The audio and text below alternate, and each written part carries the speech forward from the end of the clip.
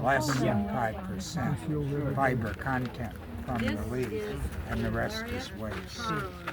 So carrying it back to your residence is a lot of extra work, and the leaves are kind of nasty too. So, but leaves and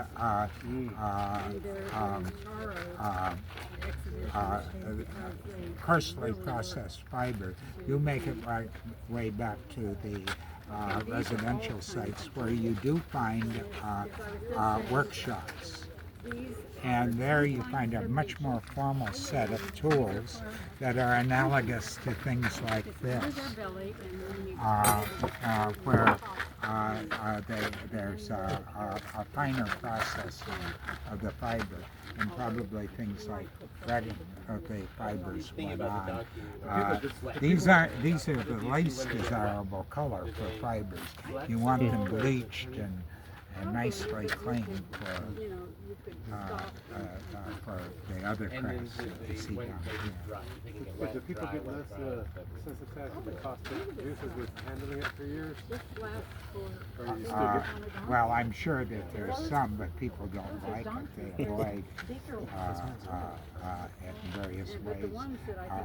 People today use gloves. I will add that we, at the roast the other night, we prepared, worked with some agave fibers after the leaves had been roasted, the pencas, and I did not notice any kind of caustic. Really? It was a little sticky, but it was, That's true. I didn't even wash my hands for a little while, and it did not itch. And one of the methods of preparing the leaves for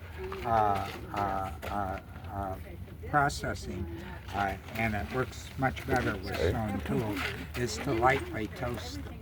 Mm-hmm. And maybe that does cut down on that Yeah, toxic. I think so. But today people with metal tools just take the raw leaf and Dr. Rodriguez swore by the cooking of the pencas. He said that you won't ever have to worry about itchy or caustic leaf fiber.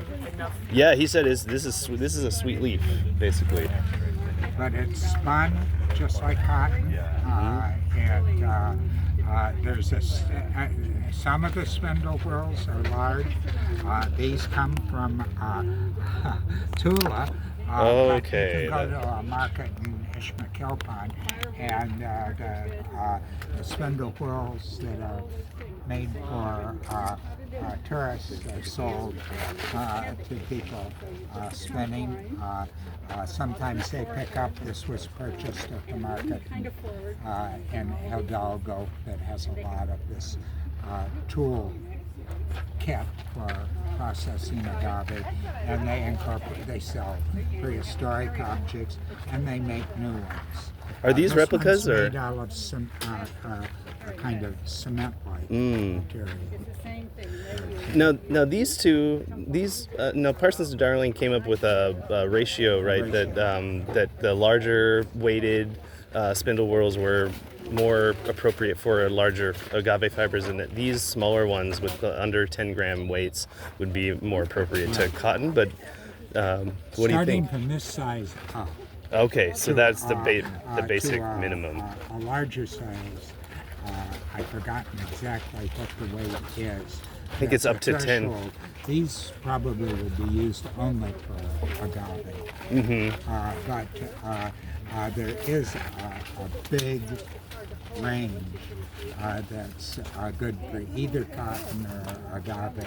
And unfortunately, most of ours in the Tucson area fall into that middle range. Oh. They're good for anything. Well, I think they grew a lot of cotton here, right? So there's multi-purpose. Mesoamerican. Right, yeah, sure. There's a kind of